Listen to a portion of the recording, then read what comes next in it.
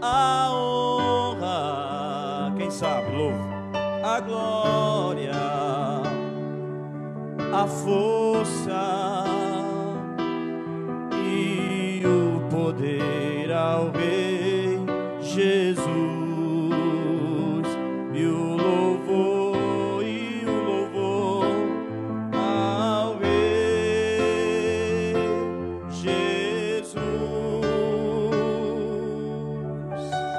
Glória a Deus. Saúde a todos com a paz do Senhor, amém? Quem está feliz com Jesus? Maravilha. Gostaria que você abrisse a sua Bíblia.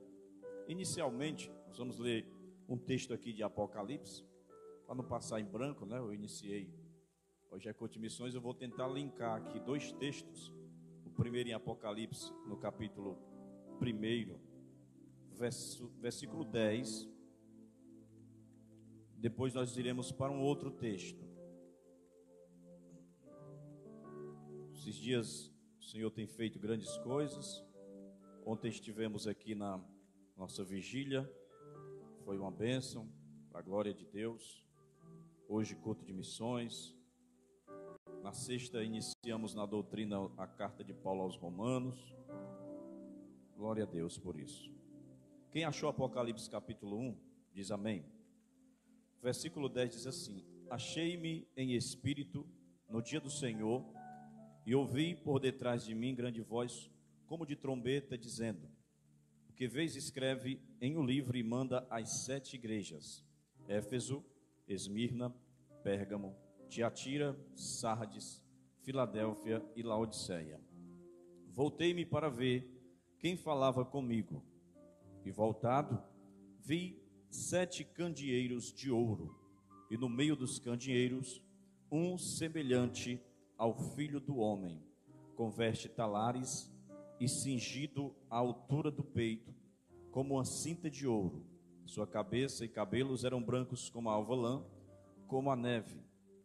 Os olhos como chamas de fogo, os pés semelhantes ao bronze polido, como refinado numa fornalha. A voz como voz de muitas águas. Tinha na mão direita 7 estrelas, e da boca lhe saía uma afiada espada de 2 gumes. O seu rosto brilhava como o sol na sua força. Até aí. Glória a Deus. Você pode sentar. Esse texto aqui, dando continuidade, depois a gente pode até ver até o versículo 20, mas é a visão de João que ele tem na ilha de Patmos. Como nós demos uma introdução há 2 domingos atrás, ele diz que escuta uma voz por detrás dele, como a voz de uma grande trombeta, e a voz diz o seguinte: escreve em um livro e manda para 7 igrejas. Ele está se referindo aqui a 7 igrejas, 7 comunidades confederadas na região da Ásia, e ele diz o nome das localidades, onde está localizado ali, aquelas igrejas. Ele diz que é Éfeso, Esmirna, Pérgamo, Tiatira, Sardes, Filadélfia, Laodiceia. Ele diz que se volta para ver quem está falando com ele. Quando ele olha para trás, ele vê 7 candeeiros de ouro. O que é que ele vê? 7 candeeiros. Candeeiro tem o que nele? Luz. Ele reluz. Ele está ali para ir. Quando eu leio isto aqui, ele está falando de igreja, e ele está dizendo o que a igreja significa em uma das figuras espirituais simbólicas que Jesus pregou também no Sermão do Monte.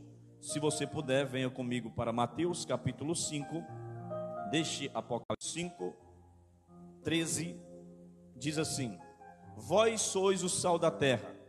Ora, se o sal vier a ser insípido, como lhe restaurar o sabor?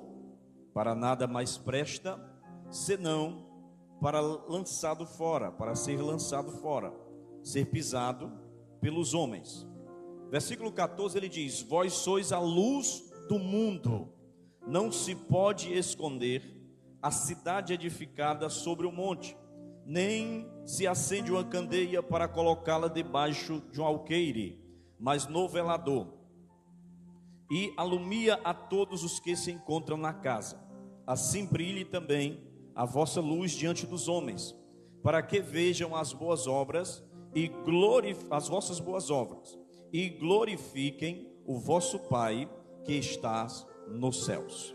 Então, Jesus está usando aqui duas figuras metafóricas para com a igreja. Primeiro, ele usa a luz, o sal. Segundo, a luz.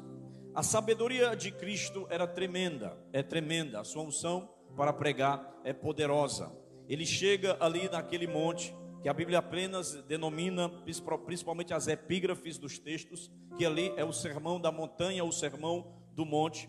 E ele está à semelhança de Moisés no Antigo Testamento, que pega as tábuas da lei, uma revelação divina, no monte chamado Horebe, na região do Sinai. Ele pega o decálogo, as 10 palavras para repassar para o povo, naquele monte onde existia trombetas, existia vozes de trombetas, ou sons de sonidos de trombetas, relâmpago, trovão. Mas nesse momento, quem está aqui no Monte das Bem-aventuranças é o Emanuel, é Jesus, é o Deus conosco. Ele está neste monte dando um sermão, e os pontos principais deste sermão é muito importante, porque Jesus ele tem um tema. Ele tem um tema que designa ali a sua pregação e o direciona, que é o Evangelho do Reino. No capítulo 4, versículo 23, ele fala sobre este reino. No capítulo 5, versículos 3, 10, 19 e 20 também.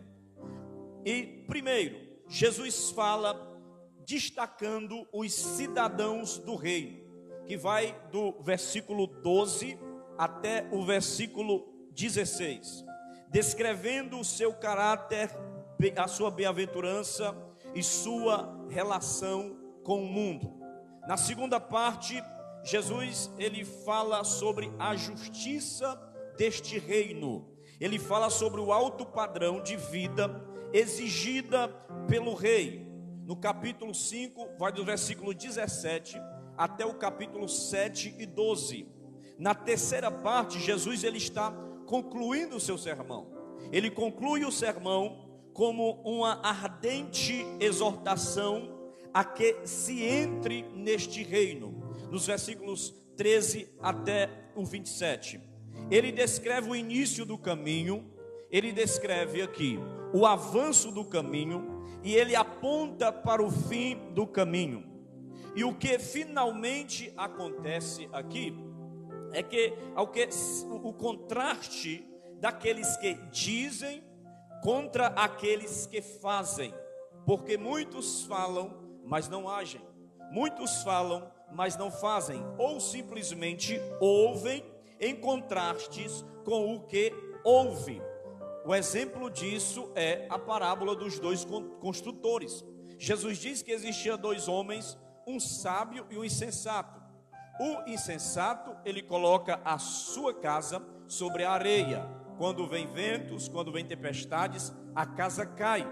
Quando o sábio, ele coloca sobre a rocha. Vem ventos, vem chuvas, correm os rios, mas a casa fica de pé. E ele diz que aqueles que escutam as minhas palavras e não as praticam, é semelhante ao homem tolo. Mas os que ouvem as palavras e as praticam, é semelhante ao homem sábio. Então há uma grande diferença entre você ouvir a palavra e você praticar a palavra. Há uma grande diferença. Qual é o problema? Que às vezes nós continuamos com o problema. É porque nós ouvimos e não aplicamos nem praticamos a palavra. Tem muita gente que sabe a palavra, tem muita gente que sabe até de cor a palavra, mas nesse momento está desviado. Nesse momento às vezes já está em casa. Por quê? Porque ele ouve, mas não pratica. Jesus está dando algo bem simples para nós, assim como o Tiago fala, seja praticante e não apenas o quê? Ouvinte. Mas vamos ver aqui, sal e luz. O sal, ele é uma bênção enquanto ele permanece sendo verdadeiramente sal. a luz, ela é uma bênção enquanto ela permanece sendo realmente luz. E o sal, ele tem uma especialidade em função de negação. Ele combate a deterioração. Jó disse o seguinte: existia por algum sabor se o sal se tornar insípido, ou existiria sabor na clara do ovo? O que dá o sabor da clara do ovo é o sal. Então, a Bíblia está repleta de exemplos a respeito do sal. Jesus, ele usa coisas simples do dia a dia para que nós possamos entender a sua mensagem. O sal, ele age secretamente. Diga comigo: o sal age secretamente. Sabemos que ele combate a deterioração, ele combate a corrupção do pedaço de carne. Antes, quando não se existia freezer comumente nas casas, nem geladeira, se colocava sal ali naquela carne, para que ela não viesse a apodrecer. Embora não possamos vê-lo realizar a sua tarefa, o sal, ele faz isto. Contudo, a sua influência é real. A Bíblia também nos deixa demonstrado que a vida e as orações dos santos, elas refreiam a corrupção. Muitas vezes o que vai refrear a corrupção do mundo é a oração dos santos. Se não, veja, em Gênesis capítulo de número 18, nos 26 até o 32, abre-se um diálogo entre Abraão e Deus. E Deus diz que vai destruir Sodoma e Gomorra. Só que Abraão se lembra que tem alguém da família dele lá. E é Ló, sua esposa, suas filhas, seus genros e os filhos das suas filhas.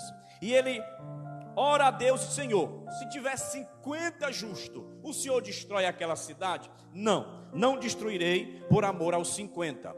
Aí ele sabia que não tinha 50. Senhor, se tiver 40, eu não destruo. E foi baixando, e ele chega no número 10. Se tiver 10, o Senhor destrói? Não destruo não. Vamos fazer o seguinte: eu vou tirar Ló de lá.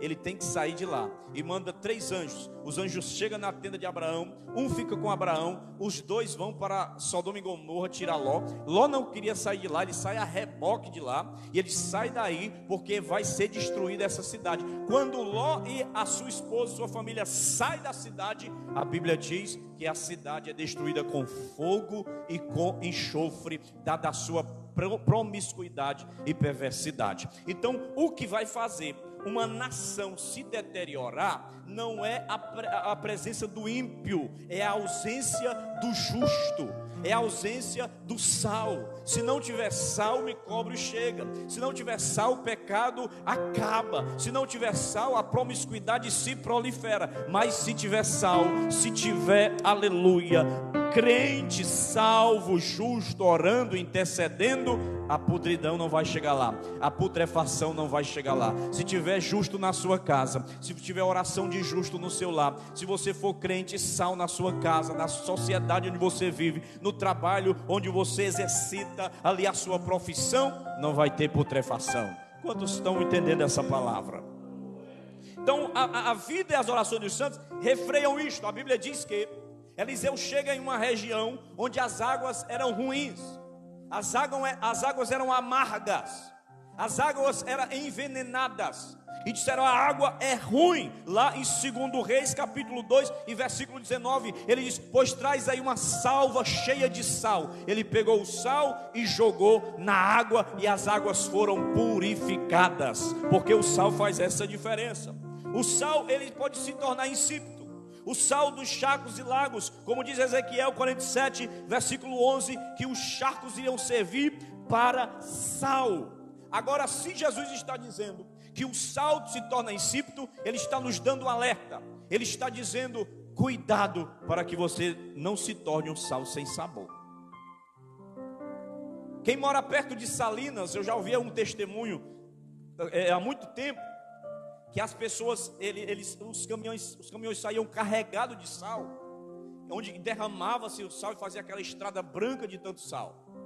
E de tanto os caminhões passarem ali, se você pegar o sal que está ali no chão, colocar na língua, ele não tem gosto de nada, porque não serve mais para salgar, apenas para ser pisado pelos homens, como Jesus fala. O sal, ele é tão importante na vida cotidiana que antigamente se pagava os escravos, os funcionários, com uma pedra de sal, não era com dinheiro. É daí onde vem a palavra salário, vem de sal. Então Jesus está dizendo que o seu povo, que a sua igreja, ela tem um valor, que a sua igreja, ela tem que ser um sal, mas um sal de qualidade, um sal que tempere. E a Bíblia fala que nós temos que ter um equilíbrio, porque a falta de sal vai ter problema, o aumento de sal também vai ter problema. Se você comer uma comida sem sal, você vai saber a diferença disso. Mas se ela tiver muito sal, você nem coloca ela na boca. Então, ele está dizendo que o crente, que a igreja, como sal, ele tem que ser equilibrado e ele não pode perder o seu sabor. E muita gente está correndo esse risco, negligenciando muitas coisas e estão insípidas, discípulos sem sabor. Mas a segunda metáfora, para me chegar aqui aonde eu quero chegar, é na luz. Ele diz assim: primeiro, vós sois o sal da terra. Segundo, vós sois a luz do mundo. Então, o sal, para preservar, para repulsar o pecado, porque onde o verdadeiro cristão chega, ele leva o gosto temperado do evangelho. Se você prestar atenção, o verdadeiro crente, quando ele chega no meio de alguém que está ali no trabalho contando uma piada indecorosa, quando você chega e diz assim: para aí que o irmão chegou, para aí que o irmão chegou, é sal, é sal. Agora ele diz assim: vós sois a luz do mundo. Enquanto o sal tem uma função de negação, a luz, por outro lado, tem uma função positiva. E enquanto o sal atua secretamente, a luz atua publicamente. Vou repetir. Enquanto o sal tem função de negação, a luz, por outro lado, tem a função positiva e brilha aberta e publicamente, enquanto o sal trabalha secretamente. Portanto, Jesus está falando de duas metáforas que se completam. A luz nas Escrituras indica o verdadeiro conhecimento de Deus. Por favor, abra sua Bíblia aí, ou então o John me ajuda aqui. Salmo 36, verso 9. Salmo 36, verso 9. Glória a Deus. Salmo de número 36, verso 9. Diz assim: pois em ti está o manancial da vida, na tua luz vemos a luz. Aleluia. Mateus 6, 22 e 23. Mateus capítulo 6, 22 e 23. Olha o que diz: são os olhos a lâmpada do corpo. Se os teus olhos forem bons, todo o teu corpo será luminoso. 23. Se, porém, os teus olhos forem maus, todo o teu corpo estará em trevas. Portanto, caso a luz que há em ti sejam trevas, que grandes trevas serão. A Bíblia diz que a luz indica o verdadeiro conhecimento de Deus. Quem não conhece aquele Salmo 119, que diz assim: lâmpada para os meus pés é a tua palavra, e luz para os meus caminhos. A bondade, a justiça e a veracidade, também representado aí pela luz, no Salmo 97 e verso 11. Salmo 97 e verso 11. Temos aqui alguns textos hoje. Salmo 97, verso 11, que diz: a luz difunde-se para o justo, e a alegria para os retos de coração. Aleluia. Então, quando nós observamos isto, os possuidores da luz, eles transformam-se em transmissores da luz. Quem possui a luz de Cristo aqui? Então você tem que ser um transmissor da luz. Olha o que é que Paulo diz em Filipenses capítulo 2, versículo 15.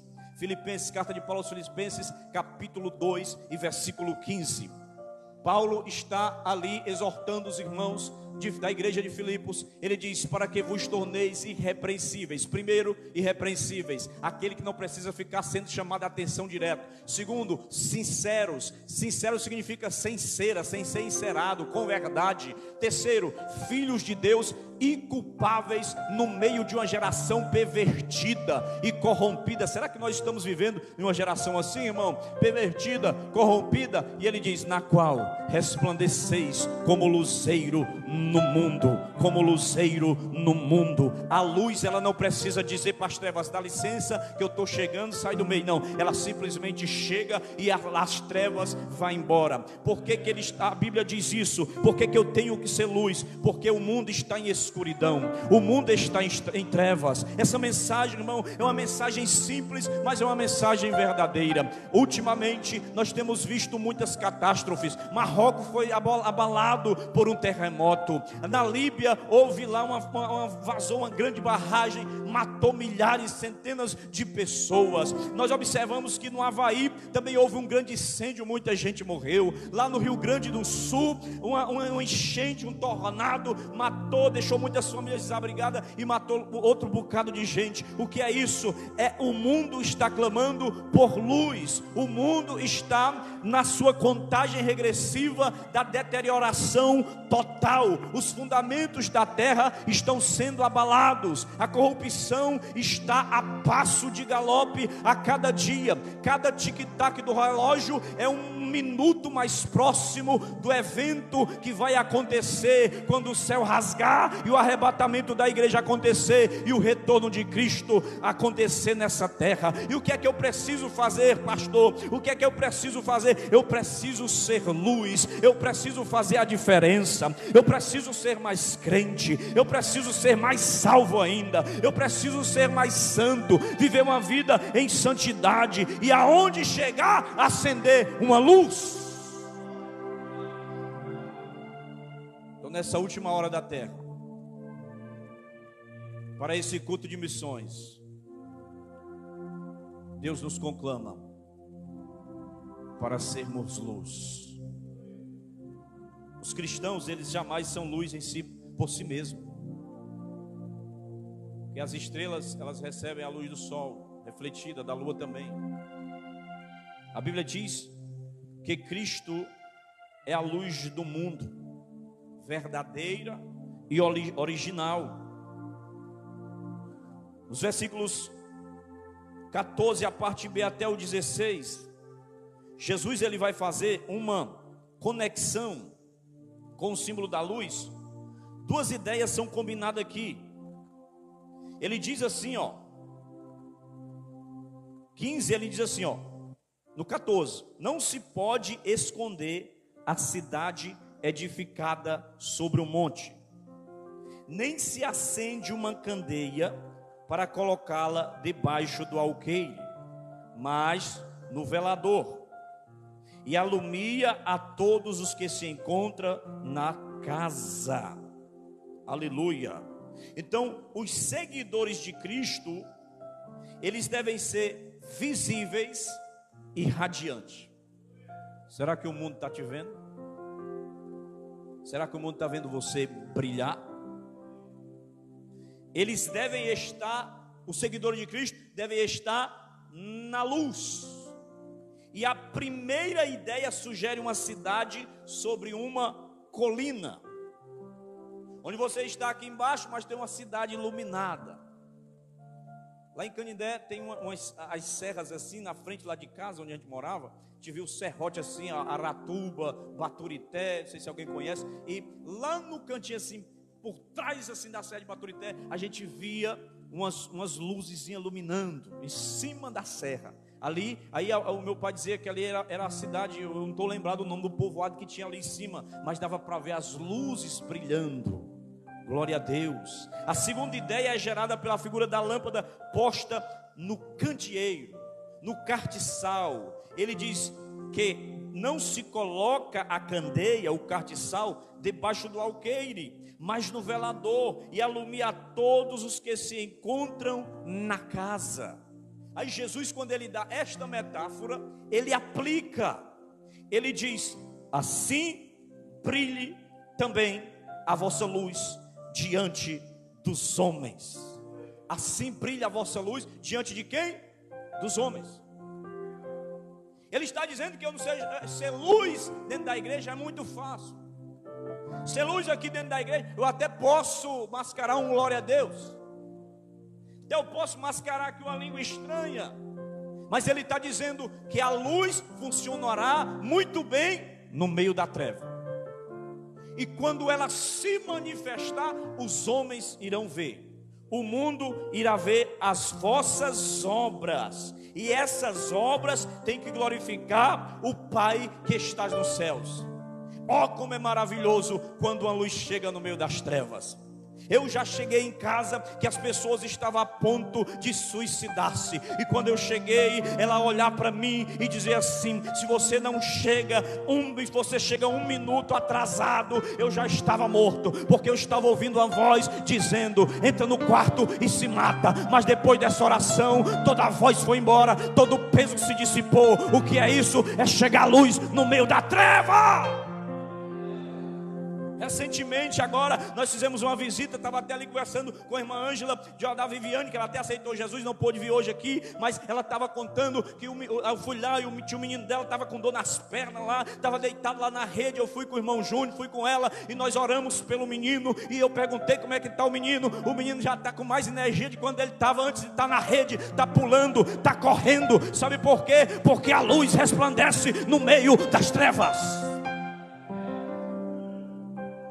Nós temos que ser luz. O Senhor nos convoca para sermos luz. Não luz queimada, não lâmpada com defeito, não lâmpada velha que fica piscando, uma hora está escura, outra hora está acesa, uma hora está... Não. Ele quer consertar o pavio que fumega. Ele quer lançar fogo que ilumina a sua vida através da palavra. Aleluia. E ele diz que os homens vejam as suas obras para vocês se gloriarem, é isso? Versículo 16 de Marcos 5. Que o mundo vejam as suas obras para vocês se exaltarem, é isso? É isso que ele diz? Para você sair na capa da revista, para você ganhar milhares de seguidores, ter uma conta verificada, porque as suas obras, você é um tal. Ele está dizendo que as suas obras sejam vistas pelos homens, mas que elas glorifiquem o vosso Pai que está nos céus. Ele está falando que essas obras que eu vou fazer, que essa luz que vai iluminar, não vai glorificar a mim mesmo, não vai me exaltar, não vou sair tocando trombeta. Ele está dizendo que eles vão ver e vão glorificar a Deus. Porque o fim último do homem é glorificar a Deus. Paulo diz: se você quer comer, quer beber, quer façamos coisa alguma, quer comamos, quer bebamos, quer façamos qualquer outra coisa, façamos isso para a glória de Deus. Seu trabalho é para a glória de Deus. Sua casa é para a glória de Deus. Sua família é para a glória de Deus. Seus filhos são para a glória de Deus. Seu esposo é para a glória de Deus. Sua esposa é para a glória de Deus. O seu carro é para a glória de Deus. Sua moto é para a glória de Deus. Sua conta bancária é para a glória de Deus. Seu sapato é para a glória de Deus. Sua roupa é para a glória. Tudo é para a glória de Deus, irmão. Se vier alguma coisa interferir você entre o Senhor e a glória dele, não é de Deus. Se vier algo e você diz que foi bênção, e você se apartou de Deus e se esqueceu de Deus, não foi bênção, foi apenas uma conquista pessoal e está se transformando em maldição e está ocupando o lugar de Deus. Agora tem uma coisa: se chegar uma bênção para você e você glorificar a Deus, vai vir abastança e multiplicação, porque quando você glorifica a Deus, a bênção aumenta. Sabe por que lá em capítulo 2 de João, Jesus multiplicou água, ele transformou água em vinho? Porque aquele casal convidou Jesus. Ele convidou os outros, convidaram lá os outros convidados, mas eles convidaram Jesus. Tem muita gente que convida todo mundo, menos Jesus, se esquece é de Jesus. Eu sempre falo com alguns jovens. Tem um sobrinho que ele é fera em matemática. O menino é bom. Tem um monte de medalha que ele ganhou e prêmio, não sei o que. Ia fazer uma Olimpíada, aí não sei para onde, se ele ganhasse, ia fazer não sei o que. E eu disse para ele: quando você chegar no topo, não se esqueça de Deus. Se tem uma coisa que você deve fazer, meu irmão, é priorizar Deus. Nós não somos nada sem Ele, irmão. A mentalidade do século 21 é tirar Deus, é tirar o lugar de Deus do coração das pessoas, da mente das pessoas. É tentar colocar Deus assim como uma coisa que não existe. Mas aquele que prova do sangue de Jesus, meu amigo, não tem quem arranque esta convicção, esta fé, porque tudo o que ele faz é para a glória de Deus. Se nós estivéssemos na igreja com qualquer outra motivação que não seja para glorificar a Deus, nós estamos com a motivação errada. Tem pessoas hoje que se desviam por qualquer coisa. Pessoas que estão nesses países aqui, tudo é país aqui perseguido. Ele tem tempo para reparar a vida de ninguém, para ter inveja de ninguém. Tem o quê? Pessoas que têm inveja dos outros. O irmão trocou de carro, fez alguma coisa, fica ferroado. Ao invés de glorificar a Deus, que se Deus abençoou o irmão, a fila está andando, daqui a pouco chega a minha vez. Eles não têm um templo bonito que nem o nosso. Eles não têm carro ou um Uber perto de casa para levar eles para a igreja. Eles podem nem sair. Mas eles adoram a Deus muito mais do que pessoas que têm estas facilidades. E às vezes a gente parece que só busca Jesus como se fosse um extintor de incêndio. Sabe o extintor de incêndio? Aquelas empresas têm nos cantos da parede, ninguém vê, ninguém lembra. Agora pega fogo para ver. Todo mundo corre, o extintor, eles vão pular, apaga, apaga. Ei, Jesus não é extintor de incêndio para apagar fogo de ninguém não. Ele é Rei dos reis, Ele é Senhor dos senhores, é o Deus soberano de toda a terra. E merece ser glorificado, adorado e honrado com a nossa vida e com a nossa alma.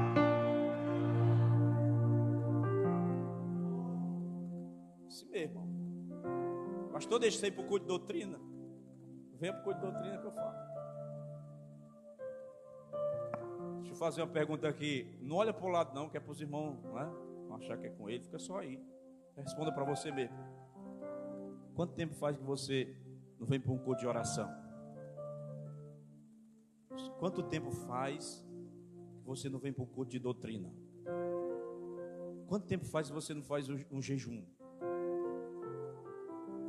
Quanto tempo faz que você não ora por alguém, não intercede por alguém? Às vezes a gente quer tudo de Deus, mas nada nós queremos fazer para Deus. Deus está procurando luz para espargir nos meios das trevas. A Bíblia diz que quando aquele terremoto aconteceu lá em Atos no capítulo 16, o terremoto vem, abala a prisão, destrói ali o alicerce do castro, e o terremoto abre as portas. Você já viu o terremoto abrir portas assim, ó? O terremoto quebra as portas, entorta tudo. Aquele terremoto foi tão milagroso que as portas se abriram.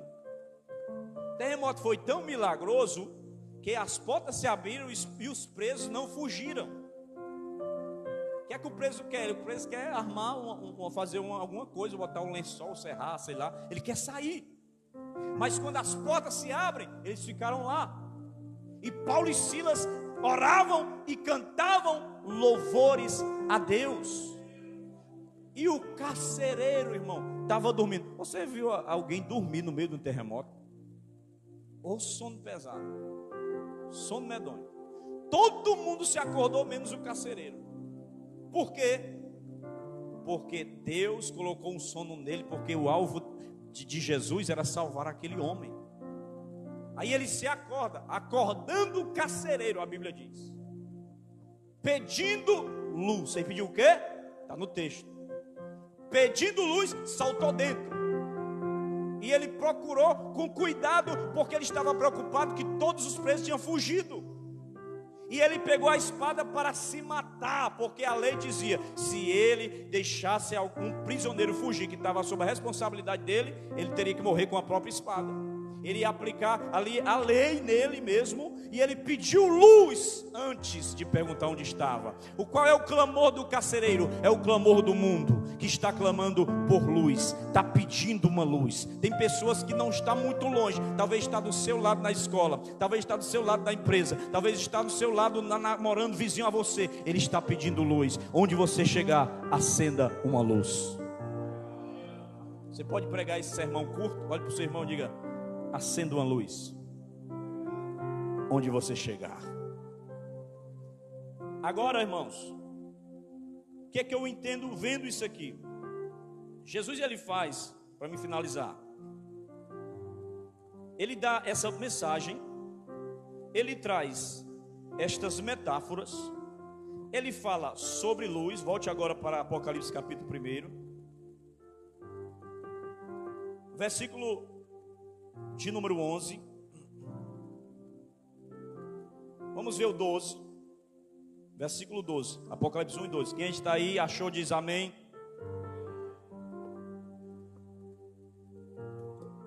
Voltei-me para ver quem falava comigo, e voltado, vi 7 o quê?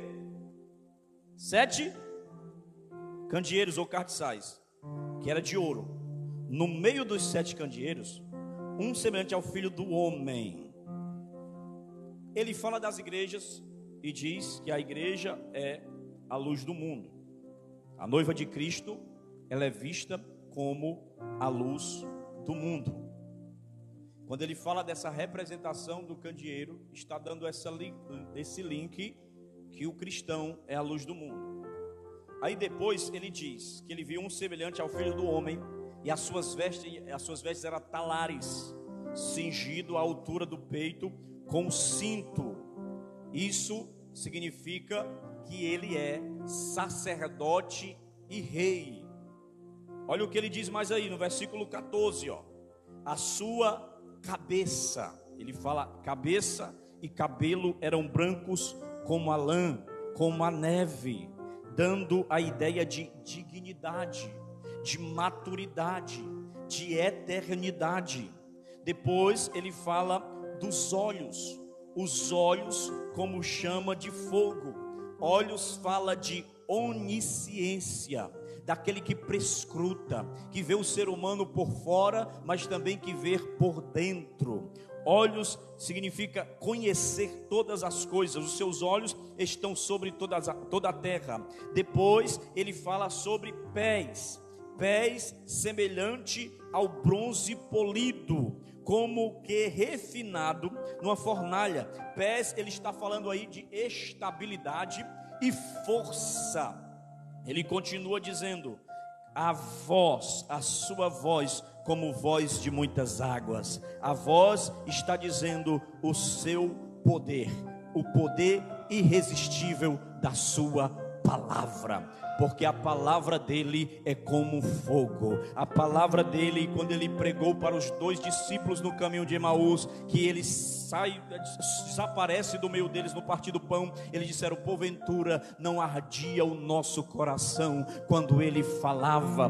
2 soldados saíram para prender Jesus, a mando dos seus comandantes: pegue esse homem, prenda ele hoje. E quando eles chegaram lá, Jesus estava pregando: eu sou o caminho, a verdade e a vida, eu sou a luz do mundo, eu sou o pão vivo que desceu do céu. E eles ficaram lá com a boca aberta, escutando ele pregando, e voltaram sem ninguém prendido. E eles disseram assim: cadê o homem que eu mandei vocês prendê-lo? E eles disseram assim: ninguém fala como aquele homem fala, ninguém prega como ele prega, a palavra dele é diferente. Em Lucas capítulo 4, quando ele chega na sinagoga de Nazaré, a Bíblia diz que ele leu o texto do profeta Isaías, que para nós é o capítulo 61. ele diz: o Espírito do Senhor me ungiu para pregar boas novas aos pobres, para dar libertação aos cativos, para pôr em liberdade os oprimidos, para dar vista aos cegos, anunciar o ano aceitável do Senhor. E todos os olhos daqueles que estavam na sinagoga estavam fitos nele. Lá em Marcos a Bíblia diz que ele chega na sinagoga deles, expulsa o espírito maligno de um homem e manda ele embora. E os homens olham para ele e dizem: que homem é este que prega com autoridade e não como os escribas? E a autoridade dele é tão grande que ele manda os espíritos embora e eles o obedecem. É aquele que tem a palavra de fogo, o verbo vivo. Ele é a palavra adistra e a palavra adiestra. A Bíblia diz no Salmo 29 que a voz do Senhor separa as labaredas de fogo. A Bíblia diz que a voz do Senhor faz parir até as servas, os animais. A Bíblia diz que a voz do Senhor, quando fala, até o cedro do Líbano se sacode. A voz dele é como a voz de muitas águas. Vale um glória a Deus aí. Versículo 16. Ele diz que tinha na mão. Mão significa ação, significa controle. Na mão direita, lugar de honra, posição de privilégio. Separará os bodes para a direita e as ovelhas, os bodes para a esquerda e as ovelhas para a direita. Benoni, o nome do menino que nasceu de Jacó, da esposa de Jacó. A mulher teve um eclâmpsia e morreu na hora do parto. E ela, antes de morrer, diz: o nome desse menino será Benoni. Porque significa Benoni, filho da minha dor. Mas Jacó disse: não, o nome dele não vai ser Benoni, o nome dele vai ser Ben-Ramim, filho da minha mão direita. Porque todo filho da dor, um dia ele vai ser filho da mão direita. Jesus Cristo teve um ministério de dor, mas ele morreu e foi à direita do Pai. Glorificado seja o nome do Senhor. Mão direita, ele tem as 7 estrelas. E da boca saía-lhe uma afiada espada. Da boca saiu uma afiada espada de 2 gumes. Boca aí fala de juízo, de sentença, como uma espada aguda. A Bíblia fala que ele não vai derrotar os inimigos com a guerra da espada, assim com a guerra sanguinária, não. Ele vai matar os inimigos com o sopro da sua boca. Ele vai soprar a sua boca e vai matar o anticristo, destruí-lo.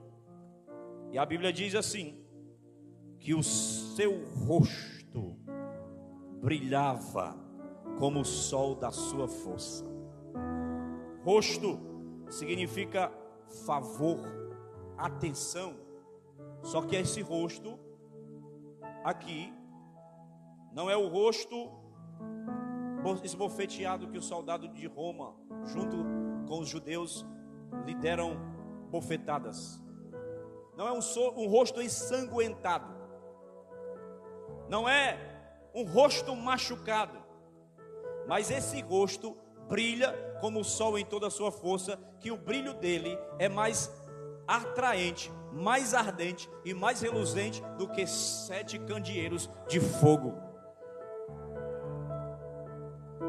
Aí a Bíblia diz que depois que João viu isso, quem é que fica de pé? Depois de uma majestade sacrossanta visão dessa, cair aos seus pés como morto. Aí a Bíblia diz: e ele pôs sobre minha mão direita, dizendo: não temas, não temas, eu sou o primeiro e o último. Ele é o Criador, o sustentador e o consumador de todas as coisas. Esse primeiro e o último fala de sua perenidade, de sua eternidade. Aquele que vive, estive morto, mas eis que estou vivo. Ele não está apenas vivo, mas ele está vivo para sempre, pelo século dos séculos. Eu tenho as chaves, primeiro, da morte. Morte, condição. Segundo, do Hades, que algumas traduzem por inferno, é Hades, que é o mesmo Sheol do hebraico. Então ele tem morte, condição, e Hades, lugar. E ele diz que tem essa chave, e a chave significa autoridade. Tudo está no controle da mão de Jesus. Nada foge do controle da sua mão. Ele tem na sua mão as 7 estrelas. Ele tem a sua mão a chave do Hades e da morte. Aí ele diz assim: escreve, pois, as coisas que viste, e as que são, e as que hão de acontecer depois destas. Versículo 20. Ele vai explicar. Ele tem na mão as estrelas. O que significa essas estrelas? Ele passa no meio de 7 candeeiros de ouro. Eu já até falei. O que significa esse candeeiro? Ele vai dizer no versículo 20, não fica oculto. Quanto ao mistério das 7 estrelas que viste na mão direita, e aos 7 candeeiros de ouro, as 7 estrelas são o quê? Os anjos das 7 igrejas. Essa palavra anjo significa mensageiro. Ou seja, os mensageiros destas igrejas. E esses mensageiros, quem é que tem a mensagem na igreja? Quem está lançando a mensagem aqui? O pastor. Então, ele está dizendo o quê? Os pastores destas igrejas estão na sua mão. Porque o pastor da igreja, ele não fala o que quer, ele não anda onde ele quer, ele é dirigido pelo dono oficial da igreja. Aí ele diz assim: e os 7 candeeiros de ouro, as 7 igrejas, e os 7 candeeiros são as 7 igrejas. Pronto, estrela, os pastores, e candeeiros, a igreja. Ou seja, o que é que eu entendo isso aqui para me fechar agora? Quem está entendendo, não, glória a Deus aí. A noiva de Cristo aqui é vista como a luz do mundo. Antes de ver o noivo em seu fulgor e majestade, João ele tem uma visão da beleza da noiva, que é a igreja. Antes dele ver o fulgor de Cristo, ele vê a beleza da igreja. E ele vê a igreja como a luz do mundo. Ou seja, antes de ter a visão voltada para o Cristo exaltado, ele teve uma visão da igreja de Cristo. O mundo, ele vê Cristo através da igreja, e ele vê Cristo no meio da igreja. Porque esse ser que ele viu, que era Cristo, ele estava andando no meio da igreja, no meio dos 7 candeeiros de ouro. Porque aonde estão reunidos no meio dele, no nome dele, ele está lá, a presença dele está lá. Aqui é a igreja, Jesus Cristo está aqui. Você glorifica o nome dele, porque ele está andando no meio dos 7 candeeiros de ouro. Então, irmãos, isso significa que ninguém verá Jesus em glória senão por meio da sua igreja aqui na terra. O que é que a igreja faz? Falar de Cristo. O que é que a igreja prega? O evangelho. O que é que a igreja faz? Missões. Porque daqui a pouco Jesus aparecerá no céu, e a Bíblia diz que todo olho o verá. Mas antes desse aparecimento glorioso, visivelmente, fisicamente, glorificadamente, triunfantemente, o mundo tem que ver Jesus através do candeeiro, da luz que sou eu, que é você, que somos nós. Então, significa que ninguém verá Jesus em glória se não for por meio da sua igreja aqui na terra. Você precisa da igreja. Você precisa congregar. Quando eu falo de igreja, estou falando apenas de uma denominação. Qual igreja? É o Betel? Qual a igreja? Deus do tabernáculo, tabernáculo de Deus. Deus é amor, amor de Deus. Assembleia de Deus, Deus da Assembleia. Tabernáculo de Cristo, Cristo do tabernáculo. Não. Ele está falando de uma igreja organismo. Não apenas a igreja organização, mas você precisa da igreja, você precisa congregar. O que é a igreja? É a luz do mundo. por meio dela. Por isso ela é composta por candeeiro e por estrela. Ela é comparada a um candeeiro e a uma estrela. Jesus vê a igreja em duas figuras: 7 estrelas e 7 candeeiros, ou 7 cartiçais. E tanto a estrela como o candeeiro são luzeiros, e ele deve refletir. A igreja é a luz do mundo e resplandece no mundo, e se uma lâmpada deixar de proporcionar luz, ela vai ser afastada. Moisés, ele faz o tabernáculo. O que é que Jesus diz? Deus diz: faz um candeeiro, faz um candelabro. Esse candelabro tem uma arte principais e as outras ao seu redor, que coloca 7 pontas, 7 lâmpadas ardendo em fogo ali, onde o sacerdote não poderia deixar se apagar.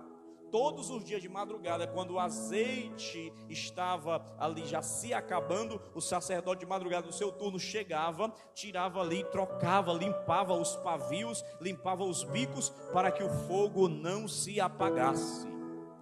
A Bíblia diz que Samuel estava no seu quarto antes que a lâmpada de Deus se apagasse no tabernáculo. O que era isso? O candeeiro. A Bíblia fala que Sansão, ele tinha o cabelo comprido por causa do voto do nazireado, e no seu cabelo tinha 7 tranças. Ele tinha 7 tranças no cabelo, amarrado, ficava 7 tranças ali, era como se fosse um candeeiro invertido, de cabeça para baixo, nos seus cabelos. Aquilo representava toda a luz dele, toda a unção dele. Aí Deus disse assim: tu não pode, primeiro, tocar em coisa morta, porque quem fazia o voto de nazireado não podia 3 coisas: não podia tocar em coisa morta, beber bebida forte, embriagar-se, e nem cortar o seu cabelo, a não ser que chegasse o fim do voto. Foi o que Sansão fez? Ele começou a brincar com a unção de Deus.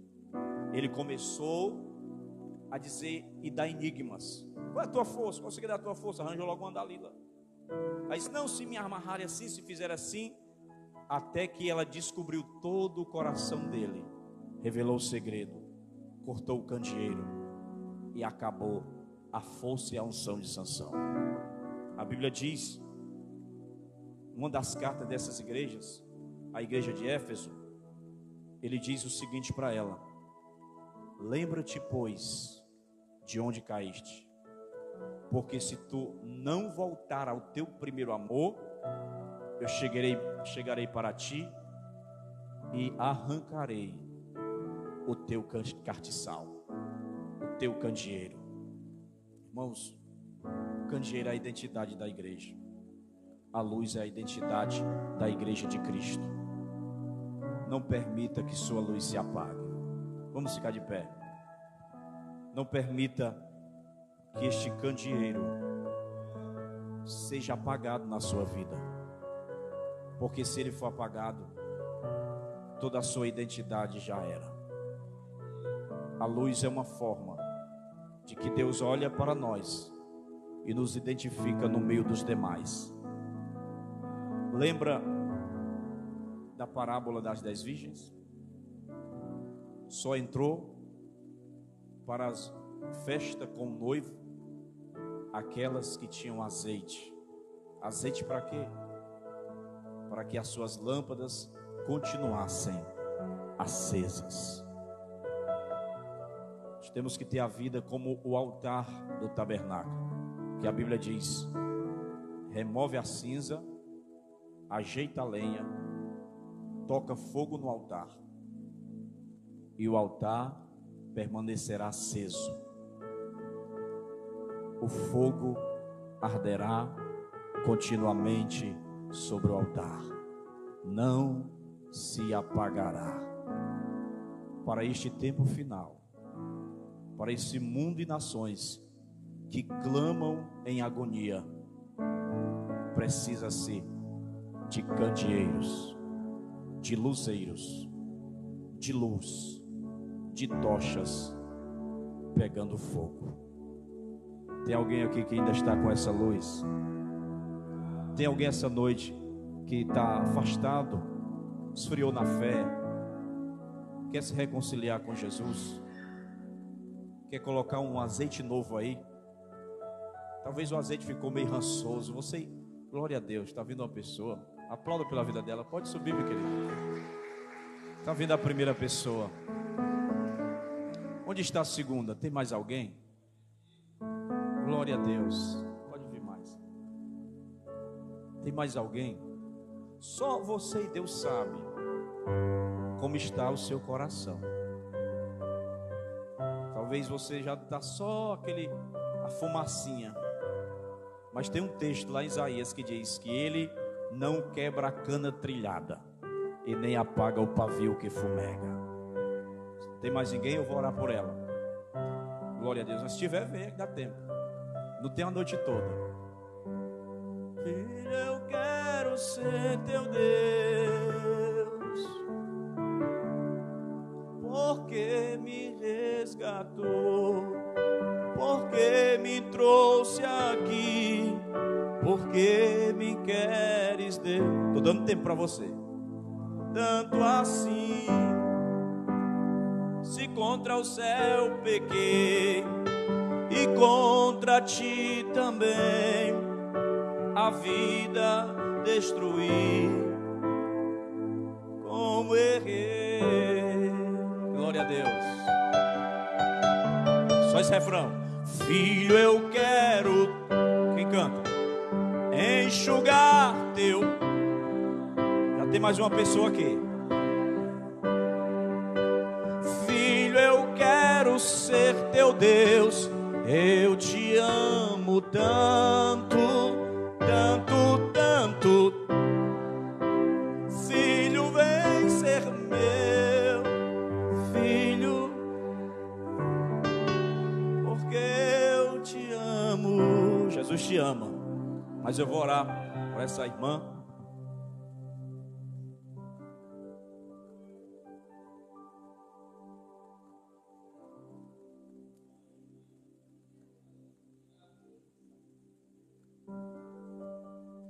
Irmãos, aqui está a irmã Daiane. Ela já visitava aqui, né? Sempre via ela. Mas hoje foi o dia que Jesus chamou ela. Primeira vez que ela está aqui. Ou seja, está aceitando a Cristo como seu Salvador. Amém? Aplauda aí bem forte. A festa no céu. Nós temos aqui a irmã Luzia. A irmã Luzia, ela já é crente, certo? Só que ela aproveitou a oportunidade e veio. Ela falou comigo, porque ela está vindo de uma outra igreja, né? Está vindo da Igreja da Paz. O pastor João, meu amigo, ela falou com o pastor dela, ele está vindo na paz, né? Para cá. Ela se sentiu bem aqui, visitou a gente e foi sendo envolvida aí pela palavra e gostou. E ela disse: pastor, eu quero me congregar aqui. E os irmãos aceitam ela? Amém? Glória a Deus. Pois vamos orar por elas, né? Vamos orar pela Daiane e pela irmã Luzia. Feche os olhos. Aqui é a filhinha dela. Senhor, eu apresento a vida da Daiane, que tomou esta decisão. Muito obrigado pela vida dela aqui nesse altar, Senhor. Nós abençoamos a vida dela, fortalece ela. Tu conheces o seu coração. Tu sabes, Senhor, o que ela te pede, o que ela te clama, o que ela passa. Ó Senhor Deus, que tu perdoe os seus pecados, que tu escreva o nome dela no livro da vida, que o Senhor firme os seus passos, segure nas suas mãos, não deixe ela olhar nem para a direita, nem para a esquerda, mas que ela prossiga para o alvo, Senhor Deus, que é o prêmio da soberana vocação que está em Cristo Jesus. Nós abençoamos a vida dela, Senhor Deus, e a partir de agora ela viverá uma nova dimensão na tua presença, porque antes ela só apenas ouvia falar, agora ela vai saber quem de fato é o Senhor, em espírito e em verdade. Abençoa a vida da irmã Luzia, abençoa a vida da sua filhinha. Nós recebemos ela, Senhor, neste ministério, nesta casa, para somar, para trabalhar no teu reino. Vem capacitando mais e mais, ó Senhor Deus, que o Senhor use poderosamente aqui na tua casa, no nome de Jesus Cristo. Nós abençoamos essas vidas, em nome do Pai, do Filho e do Espírito Santo. Amém, amém e graças a Deus.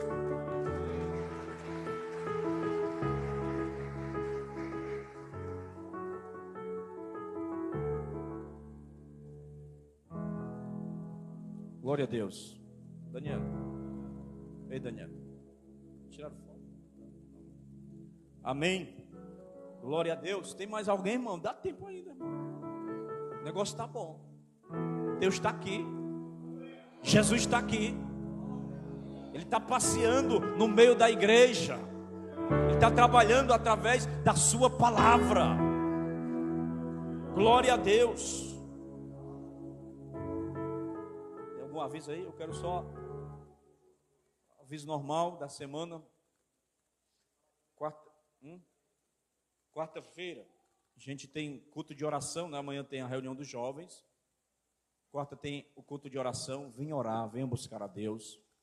Nós temos o nosso curso teológico aí dos alunos, quinta-feira. Sexta-feira tem o culto de ensino.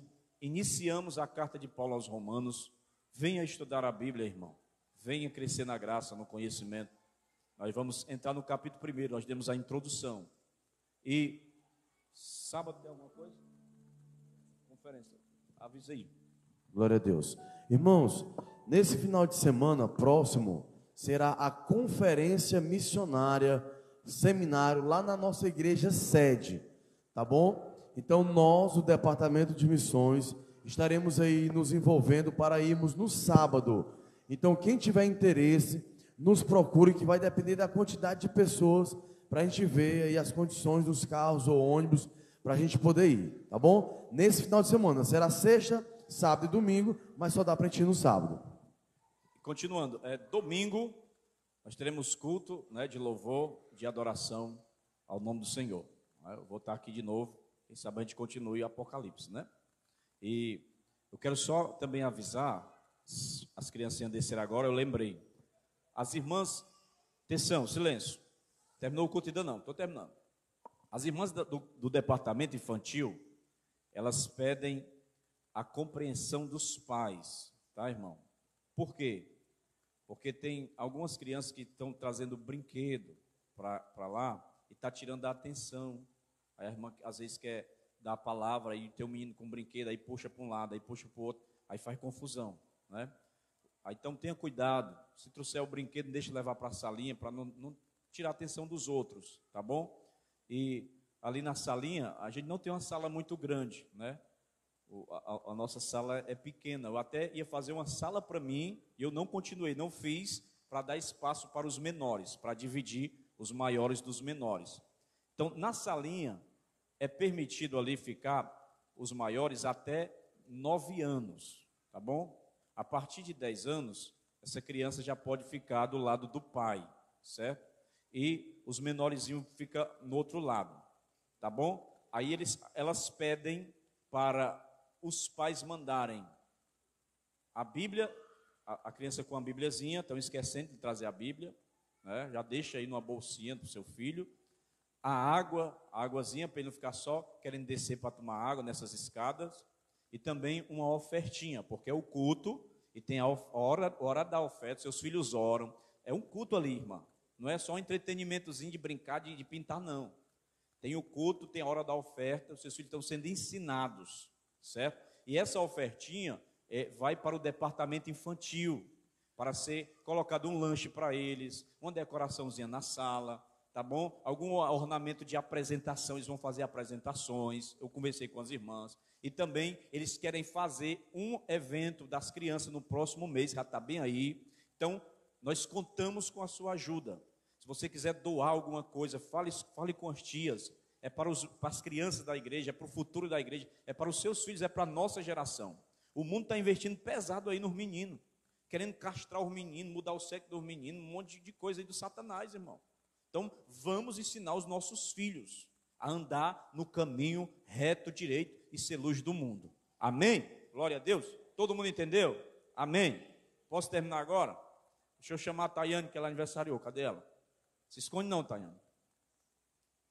Se escondeu a Tayane? Vem, Tayane, Jennifer. Teve mais alguém que aniversariou esses dias? Teve? Se tiver, venha. Ou vai aniversariar amanhã para me orar logo? Quem? O Elias? Cadê ele? Hã? A Cris? Ah, tu também. Vem. Só amanhã, mas venha. Vamos lá? Parabéns pra você nessa data querida. Muitas felicidades,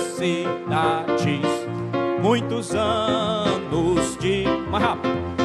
Parabéns pra você nessa data querida. Muitas felicidades, muitos anos de vida.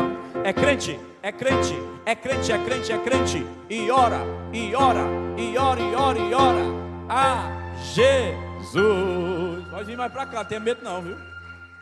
Amém. Estenda as suas mãos para cá, irmão. Essas duas irmãs que são bênçãos para nós aqui, para a nossa igreja, irmã Cristiane, irmã Tayane.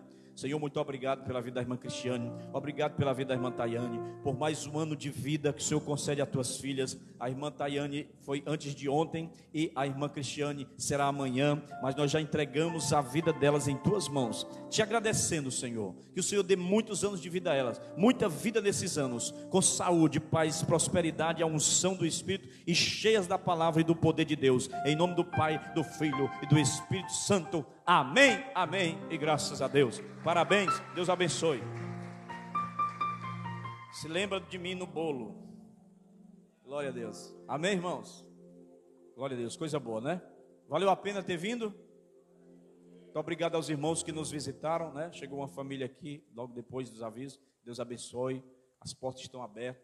Quarta e sexta de domingo, nós estamos aqui. A semana 7h30 e no domingo 6h30 da noite. Faça assim para receber a sua bênção. Que a graça do nosso Senhor Jesus Cristo, o amor de Deus o Pai, a comunhão e as consolações do Espírito Santo seja com todo o povo de Deus. Espera aí, irmão, eu lembrei aqui de um pedido de oração. O irmão Eli Carlos pediu para me orar por uma prima dele que está com câncer lá em São Paulo. E o Deus daqui também está lá em São Paulo, quem crê? Então nós vamos orar por ela agora, eu ia esquecendo. Então fecha os teus olhos aí, se liga com Deus. Nós vamos entrar agora na dimensão espiritual ainda mais forte agora. Senhor, nesse momento, eu apresento a vida da Eliane. Senhor, apareceu ali aqueles tumores, apareceu ali, Senhor, no pulmão, agora no cérebro. Ela está à procura e à espera de um milagre. E o milagre só quem pode fazer é o Senhor. Eu não posso fazer, o seu primo irmão Eli Carlos não pode fazer, os médicos, muito pior, também não podem fazer, além da medicina ser muito avançada, mas o milagre só quem faz é tu, Senhor. O poder da vida e da morte está em tuas mãos. Então nós pedimos agora que a tua vontade seja estabelecida na vida dela.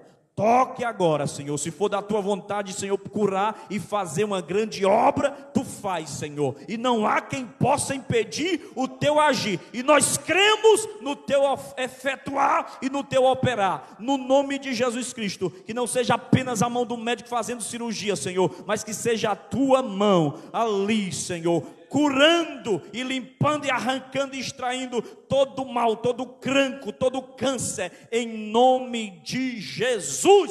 Quem crê, dá um glória a Deus. Que a graça do nosso Senhor Jesus Cristo, o amor de Deus o Pai, a comunhão e as consolações do Espírito Santo seja com todo o povo de Deus, desde agora e para todos sempre. E só aquele que crê como eu creio diz assim comigo: amém.